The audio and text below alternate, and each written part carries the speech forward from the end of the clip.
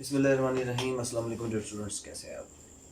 हमारा आज का जो लेक्चर है ये सिविल प्रोसीजर के हवाले से है। जैसे कि आपको पता है कि सिविल जज के इम्तिहान जो है वो अभी कंटिन्यू है पंजाब के हवाले से और बाकी प्रोविंसेस के हवाले से, जैसे केपी के वो इन प्रोग्रेस हैं और कुछ ही दिनों के अंदर केपी के एग्ज़ाम स्टार्ट हो जाएंगे।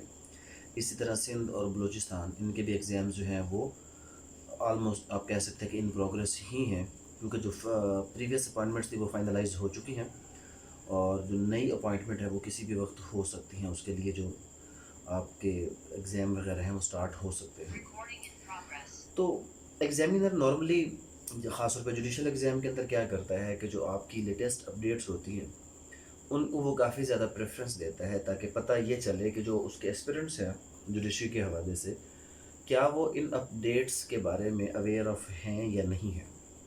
तो इसीलिए हमारा जो आज का लेक्चर है ये पंजाब में जो सीपीसी के हवाले से अमेंडमेंट्स हुई, पंजाब में सीपीसी के हवाले से जो अभी पिछले कुछ दिनों में अमेंडमेंट्स हुई हैं उसमें क्या हुआ, उसमें जो अमेंडमेंट्स हैं आपकी वो कुछ तो स्टिल इन प्रोग्रेस हैं और कुछ ऐसे, यानी कि वो इन प्रोग्रेस का मतलब है कि इन्फोर्स्ड हैं, और कुछ अमेंडमेंट्स ऐसी थी कि जो हुई और होने के बाद वो चैलेंज हुई और लाहौर हाई कोर्ट ने उनको नल एंड वाइड डिक्लेयर कर दिया। सीपीसी के हवाले से एक बहुत बड़ा जो कन्फ्लिक्ट चल रहा है, एक बहुत बड़ा जो इशू चल रहा है, एक आप कह लें कि मेन जिसकी वजह से सीपीसी में डिफरेंस आ रहा है, वो दर हकीकत सीपीसी के दो हिस्से होना। सिविल प्रोसीजर को समझने के लिए जो पहली चीज़ आपने समझनी है वो इन सिविल प्रोसीजर के दो हिस्सों के बारे में मेन जो डिफरेंस है वो आपने समझना है।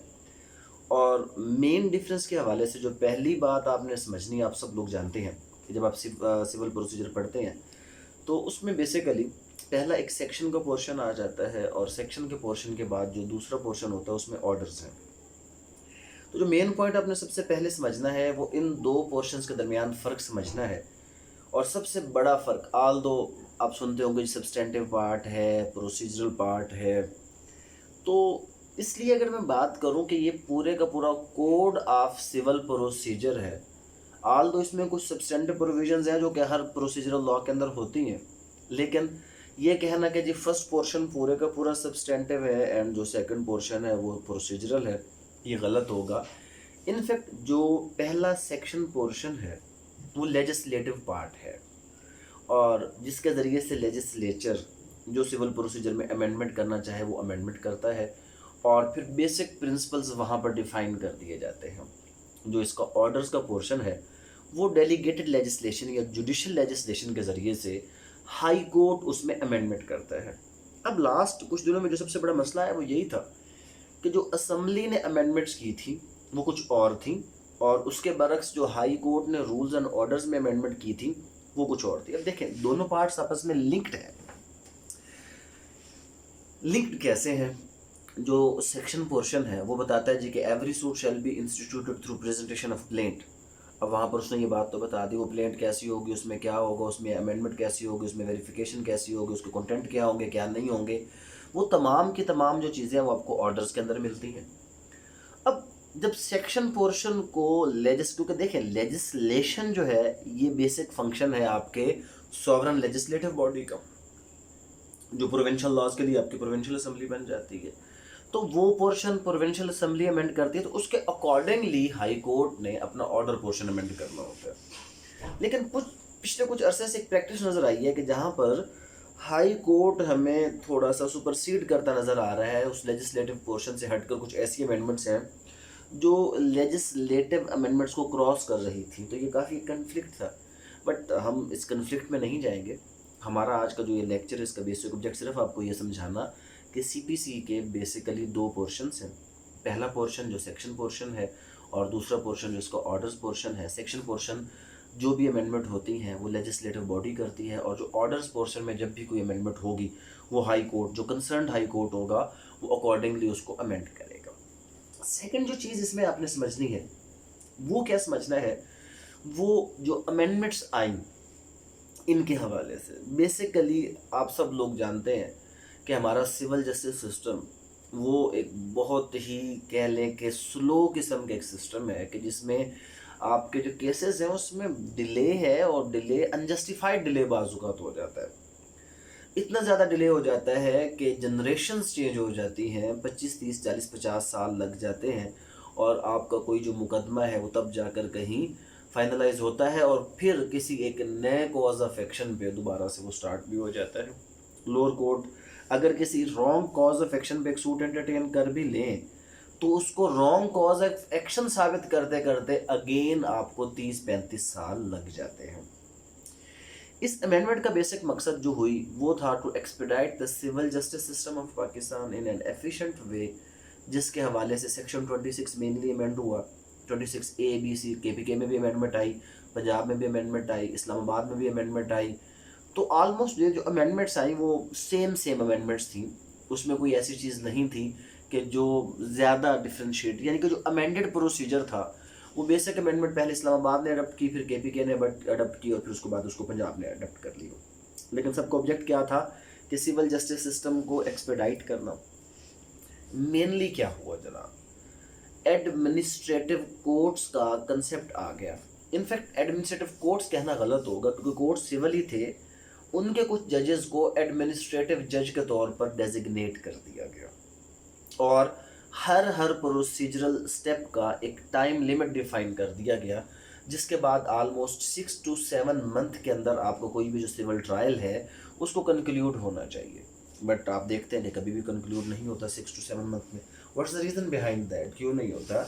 देखिए, जब तक आप कोर्सिव मेजर नहीं रखेंगे, जब तक आप वो लोग जो चाहे वो जुडिशल ऑफिसर्स ही क्यों ना हो, जब तक वो इस तरीके को बाकायदा तौर पर अडप्ट करने के बाद एक प्रॉपर तरीके से लेकर नहीं चलेंगे, आप इस सिविल जस्टिस सिस्टम को एक्सपेडाइट नहीं कर सकते। और उनके लिए कोई ना कोई पेनल्टीज होनी चाहिए, कोई ना कोई ऐसा एक स्टेप रखा होना चाहिए इवैल्यूएशन का, कि जिसके बाद लोग इसको स्ट्रिक्टली फॉलो करें। बट क्योंकि ऐसा कुछ नहीं है, लिहाजा इसमें जो मसले मसाइल हैं वो चलते रहेंगे। लेकिन मसले मसाइल बताने का मकसद यही है कि एक क्वेश्चन आया था, what are the merits and demerits of civil justice system of Pakistan. तो मेरिट्स एंड डिमेरिट्स उसको जब हम डिस्कस करेंगे तो उसमें लाजमी बात है ये सारी चीज़ें आएंगी। अच्छा जनाब, ये 4A ऑर्डर हाई कोर्ट ने एक इस पर इंसर्ट किया, जो कि बेसिकली आपके जो CPC की अमेंडमेंट 26A B और C की सूरत में लेजिस्लेचर ने की थी, उसको कंप्लाई विद करने के लिए हाई कोर्ट ने 4A इंसर्ट कर दिया। क्या प्रोसीजरल चेंज, मैं किताब की तरफ बाद में जाऊँगा, पहले मैं आपको बेसिक चेंज बता दूँ कि जो बेसिक चेंज यहाँ पे आया, वो बेसिक चेंज यहाँ पे क्या आया, क्या मेन अमेंडमेंट्स थी जो हुई। सिंपलेस्ट फॉर्म में मैं आपको अगर समझाऊँ तो कुछ इस तरह हुआ कि आप जब भी कोई सूट इंस्टीट्यूट, एक मैं बार बार कह रहा हूँ, सूट फाइल नहीं होता, सूट इंस्टीट्यूट होता है।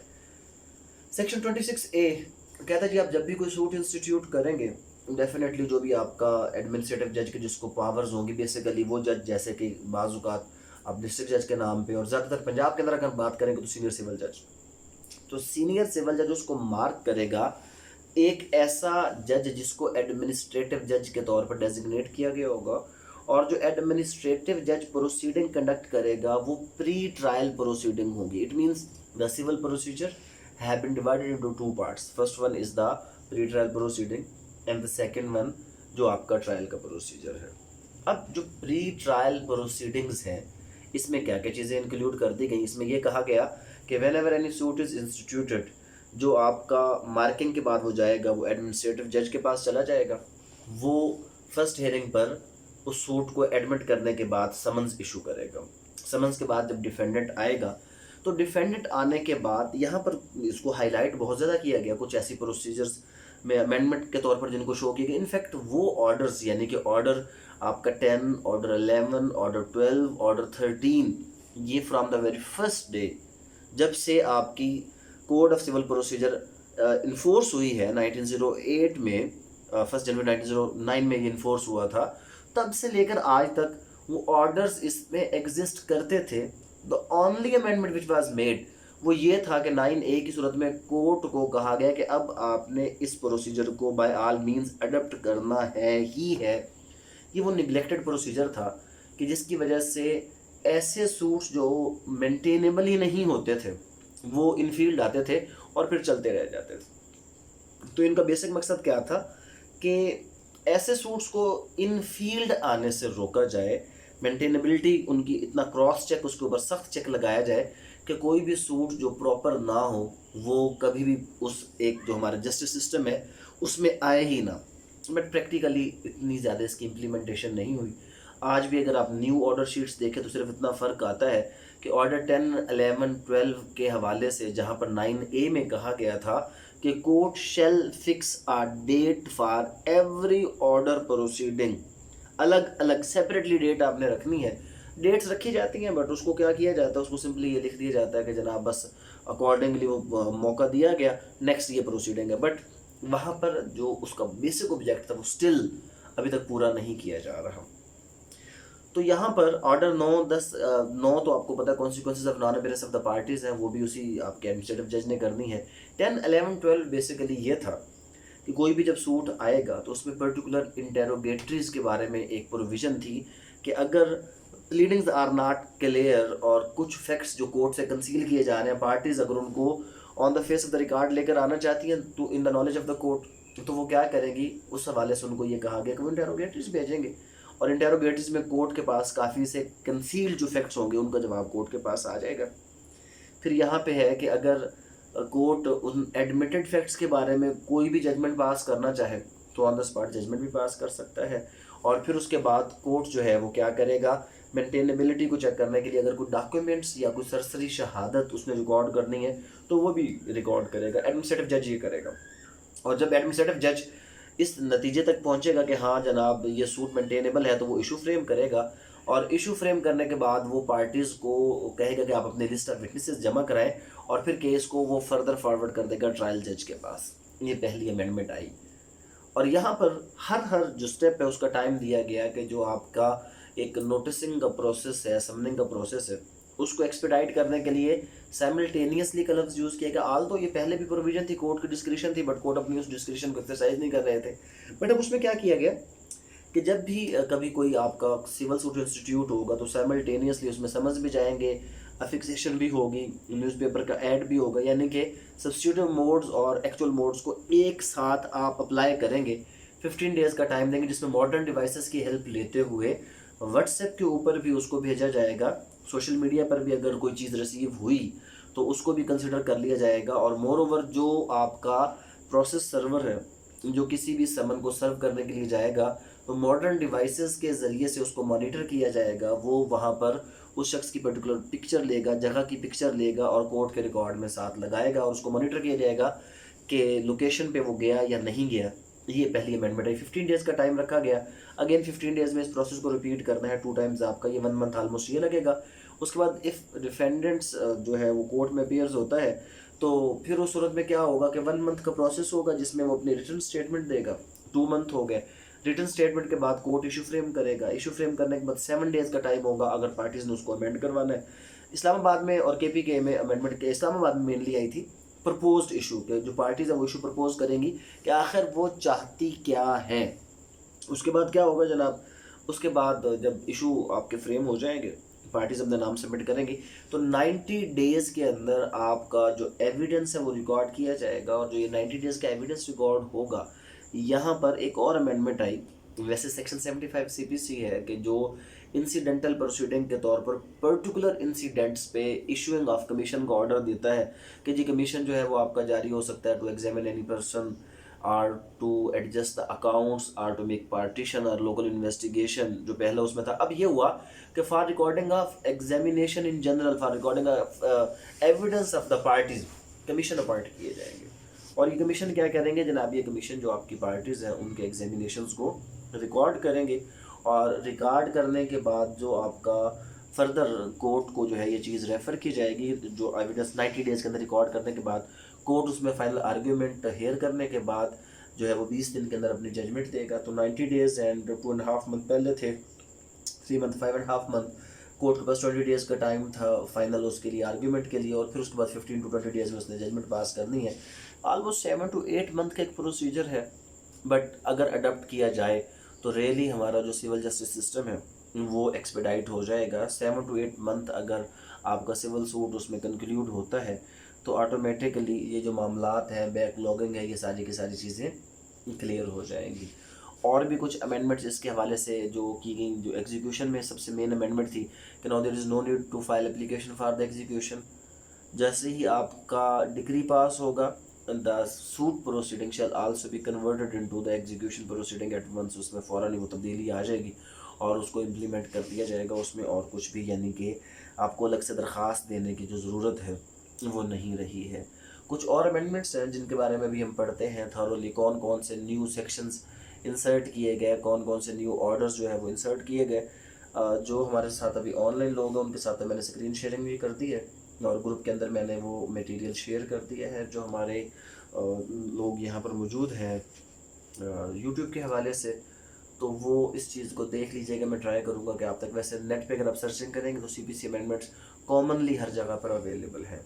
अच्छा जनाब, अभी थोड़ा सा हम इसको देखते हैं जो हमारी अमेंडमेंट्स आई। तो अमेंडमेंट के हवाले से जो पहली अमेंडमेंट इसमें अगर आप देखें तो उसमें एक तो 2018 का हमारा code of civil procedure Punjab amendment act आया था।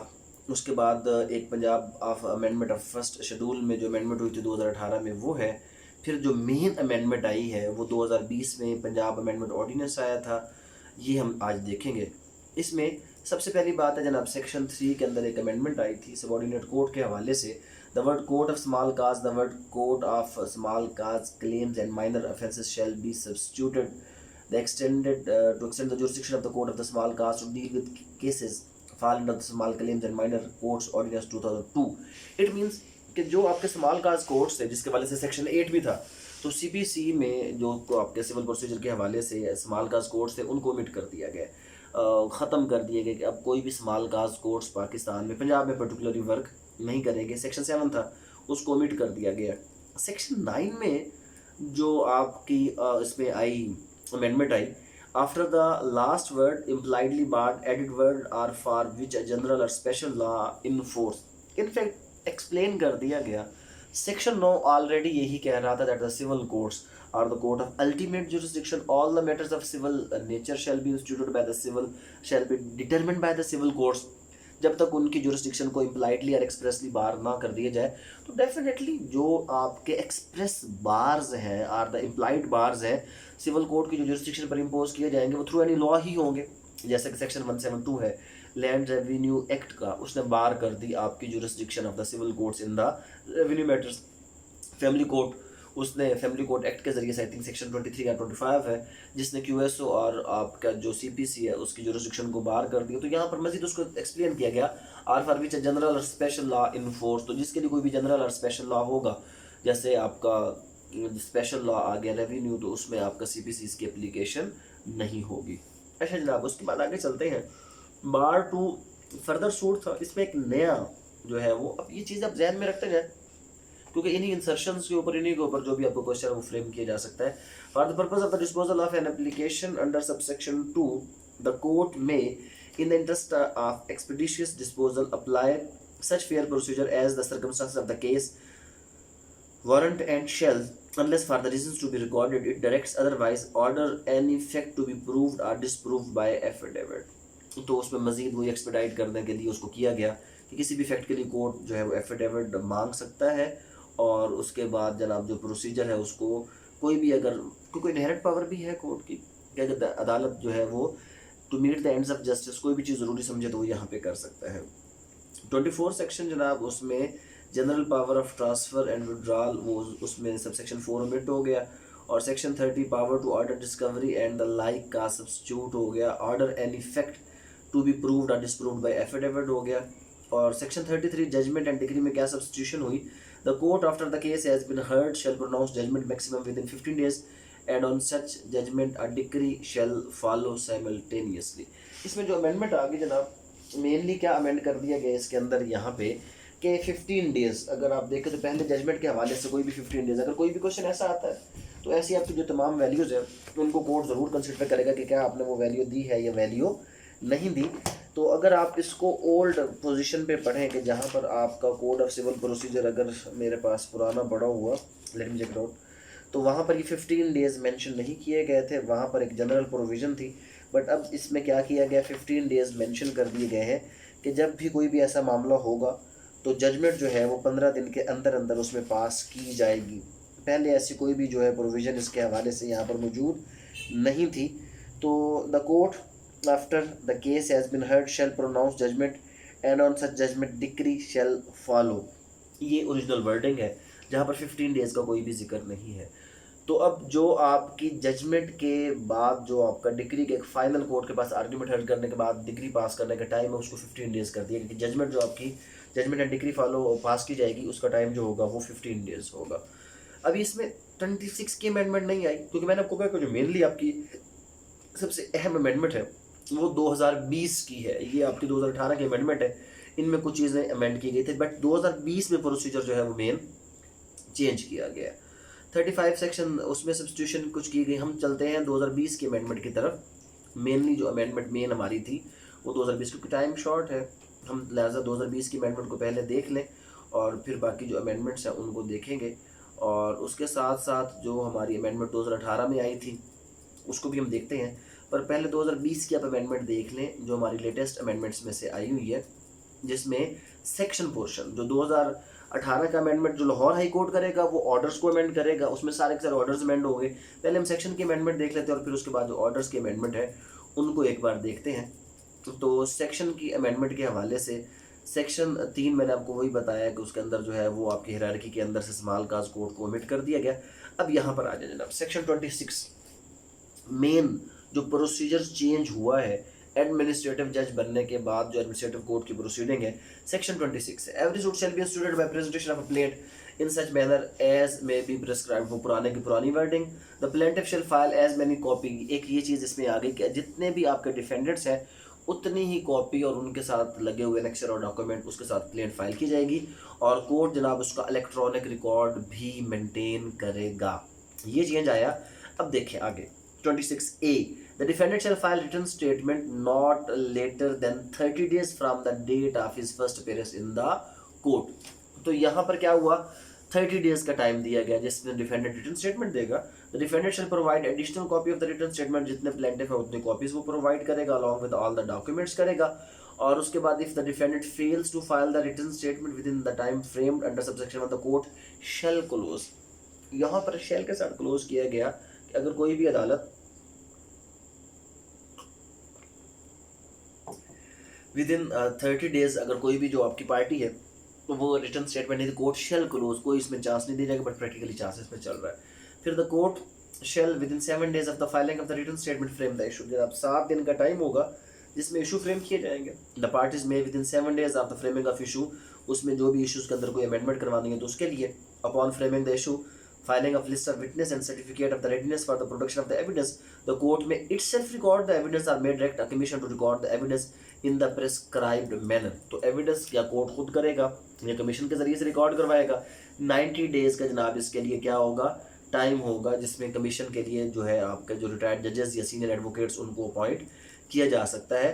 और यहाँ पर इसके अंदर 5th सेक्शन के अंदर होगा कि video recording with in 90 days of the fulfilment of the requirement contained in subsection. 90 दिन के अंदर आपका एविडेंस रिकॉर्ड किया जाएगा। ऑन कंप्लीशन ऑफ जो एविडेंस है 20 डेज के अंदर कोर्ट फाइनल आर्ग्यूमेंट हर्ड करेगा। और उसके बाद जनाब क्या है कि आपका फाइनल जो अमेंडमेंट के हवाले से 15 दिन के अंदर आपकी जजमेंट जो है यहाँ पर पास कर दी जाएगी। ये सेक्शन पोर्शन में मेन अमेंडमेंट्स आई।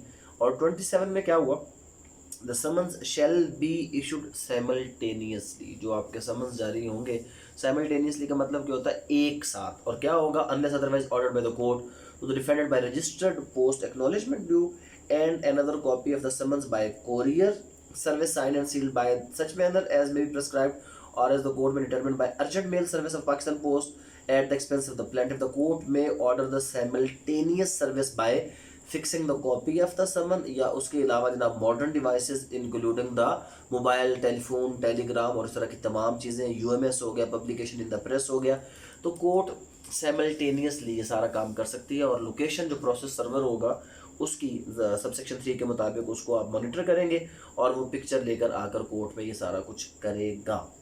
ये जनाब आपका क्या होगा, ये आपका प्रोसीजर यहाँ पर अमेंड कर दिया गया। और उसके बाद क्या है, उसके बाद जो आपका 96 अपील उसको एक्सपेडाइट करने के लिए 60 डेज़ का टाइम दिया गया कि जिसके अंदर कोर्ट क्या करेगा, अपील को एडजुडिकेट करेगा।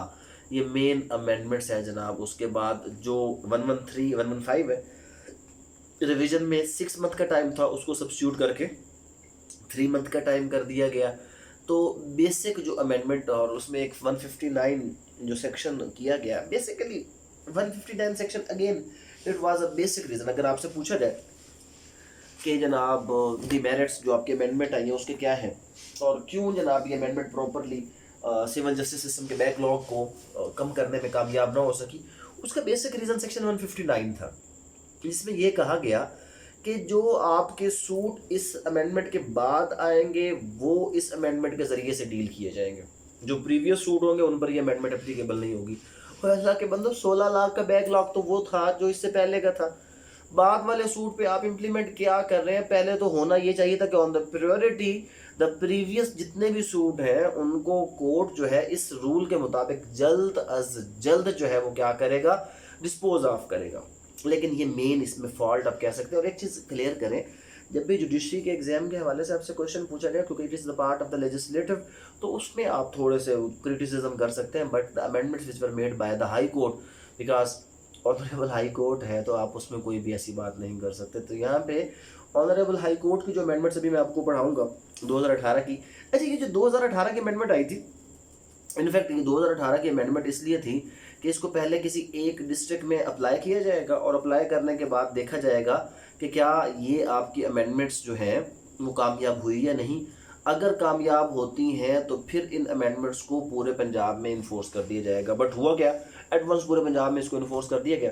और फिर जब सेक्शन 159 के साथ मिलाकर पढ़ा गया तो क्योंकि पुराने केस पुराने प्रोसीजर में, तो वो पुराना प्रोसीजर और नया प्रोसीजर, तो कोई ख़ास अमेंडमेंट कोई ऐसा कोई हमें चेंज नज़र आया ही नहीं है। यहाँ पर जो अमेंडमेंट्स हैं उसमें हम पहले मेन अमेंडमेंट की तरफ, जो इसमें सबसे मेन अमेंडमेंट है जो आज हम डिस्कस करेंगे, वो ऑर्डर 4A की अमेंडमेंट है, उसको हम डिस्कस करते हैं। क्योंकि ऑर्डर 4A के ज़रिए से एडमिनिस्ट्रेटिव जज, अच्छा यहाँ पर देखिए एडमिनिस्ट्रेटिव जज अलग से अपॉइंट नहीं किए जाएंगे। डिस्ट्रिक्ट जज एग्जिस्टिंग सिविल जजेस को डेजिग्नेट करेगा, नॉमिनेट करेगा कि जनाब आप क्या करेंगे, आप प्री ट्रायल प्रोसीडिंग को कंडक्ट करने के लिए। और ये क्वेश्चन आ सकता है, right a note on the pre trial proceeding. तो जो मैं आपको ऑर्डर्स अभी बता रहा हूँ प्री ट्रायल प्रोसीडिंग के हवाले से आप उसको मेंशन कर लें। एडमिनिस्ट्रेटिव जजेस, डिस्ट्रिक्ट जज शैल designate as many as civil जजेस in the district as administrative जजेस as a necessary to the disposal of the load of work with dispatch. और उसके बाद फिर क्या है जनाब, द एडमिनिस्ट्रेटिव जज shall take and complete pre trial proceeding in the suit. ये क्वेश्चन है कि जनाब what are the pre trial proceeding. तो जो इसके रूल 3 में बताए गए हैं वो आपकी प्री ट्रायल प्रोसीडिंग है, जिसके अंदर order 6, order 7, 9, 9A, 9B, 10, 11, 12, 13 and order 14। ये आपके, मैं वैसे ट्राई करूँगा अगर अमेंडमेंट को मैं डिस्क्रिप्शन में, जैसे मैंने कल क्वेश्चंस को कॉपी कर दिया था, अगर मुझसे पॉसिबल हो सका तो मैं आपको डिस्क्रिप्शन जो है इस वीडियो की उसमें ये चीज़ें दे दूँगा ताकि आप उसको पढ़ लेंगे तो आपको समझ आ जाएगी। ये जनाब 2018 में प्री ट्रायल प्रोसीडिंग के अंदर ऑर्डर 6, 7, 8, 9A, 9B, 10, 11, 12, 13 एंड 14 को इंक्लूड कर दिया गया। और उसके बाद क्या हुआ जनाब कि प्री ट्रायल प्रोसीडिंग के बाद एडमिनिस्ट्रेटिव जज क्या करेंगे कि आपका रिकॉर्ड ऑफ एविडेंस, उसके हवाले से एविडेंस रिकॉर्ड करने के लिए लिस्ट ऑफ विटनेसेस कॉल करते हुए जो ट्रायल कोर्ट है उसको ये मामला फॉरवर्ड कर देंगे। तो इसमें ये ऑर्डर 6 सब लोगों को पता है कि प्लीडिंग के हवाले से, ऑर्डर 7 जो है वो आपका रिटर्न स्टेटमेंट के हवाले से, यानी कि वहाँ पर कोई सेट ऑफ क्लेम हो रहा है या कोई रिजेक्शन का मामला है, रिटर्न का मामला है, वो कोर्ट स्टेज पे एंटरटेन करेगा। ऑर्डर 9 में consequences of non appearance of the parties है, उसको कोर्ट इसी स्टेज पे कंसिडर करेगा कि what are the consequences of non appearance of the parties. और उसके बाद जो प्री ट्रायल प्रोसीडिंग के हवाले से ऑर्डर इसमें 9A, 9B, 9A, 9B की सूरत में क्या कर दिया गया जनाब, 9A, 9B की सूरत में ये कर दिया गया कि ADR अल्टरनेट डिस्प्यूट रेजोल्यूशन, उसके लिए कहा गया प्रोविज़न दे दी गई कि जो अल्टरनेट डिस्प्यूट रेजोल्यूशन है उसको इफेक्टिव बनाने के लिए मैंडेटरी कर दिया गया कि जनाब कोर्ट शेल, वो कोशिश करेगा कि जो मुकदमे अल्टरनेट डिस्प्यूट रेजोल्यूशन के ज़रिए से हल हो सकते हैं उनको किया जाए। ऑर्डर 9A जैसे कि इंटरमीडिएट डेट है, यहाँ पर क्या हुआ कि जनाब कोर्ट क्या करेगा, कोर्ट जो है a day by which parties shall apply for the orders of the court with regard to any of the following matters: pleading further and better particulars, admission, discoveries, inspection of document or movable or removed property, and the mode by which particular facts may be proved. Another day by which parties may reply, or a third day on which, unless the hearing is adjourned, the application shall be disposed of. तो 3 hearing दरमियान में आपने ज़रूर रखनी थी। 9A आया, इसमें एक day examination of the parties के लिए होगा under order 10, discovery and inspection जो इंटेरोगेटरीज के लिए ऑर्डर 11 है, और प्रोसीडिंग अंडर ऑर्डर 12 उसके लिए एक डेट फिक्स की जाएगी। तो 3 डेट ऑर्डर 10, 11 और 12 के लिए कहा गया कि जनाब कोर्ट 3 डेट लाजमी फिक्स करेगा। यहाँ पे मकसद क्या था कि इन 3 डेट्स में ये चेक किया जाए कि सूट मेंटेनेबल है या नहीं है, ताकि सिर्फ मेंटेनेबल सूट ही आगे फॉरवर्ड हो, बाकी कोई और सूट आगे फॉरवर्ड ना हो। बट ऐसा हो नहीं सका। इसके अलावा भी जो सूट्स हैं वो फॉरवर्ड होते रहे और अभी भी हो रहे हैं। उसके बाद ऑर्डर 9B में अल्टरनेट डिस्प्यूट रेजोल्यूशन में शेल के साथ कहा गया the court shell refer the case for the मेडिएशन, कि कोर्ट पहले तो कोशिश करेगा कि तमाम जो आपके केसेस उनको मेडिएशन के ज़रिए से सॉर्ट आउट किया जाए, बट प्रैक्टिकली ये चीज़ भी आप देखेंगे कि नहीं होती। तो ये जनाब हमारी जो अमेंडमेंट्स इसके हवाले से। अब यहाँ पर अगर आपको क्वेश्चन करना चाहते हैं तो क्वेश्चन कर लें ताकि मैं आपको जवाब दे दूँ। अगर कोई भी आप, और ये अमेंडमेंट मैंने शेयर कर दी है, इसको आप ज़रूर देख लीजिएगा। पर्टिकुलरली आपका जो सिविल लॉ 2 का पेपर है वहाँ पे आपको ये काफ़ी हेल्प आउट करेगा। और जो आगे फर्दर हमारे ASJ के स्टूडेंट्स हैं वो भी इसको देख लें, क्योंकि अमेंडमेंट के हवाले से सवाल आ सकता है।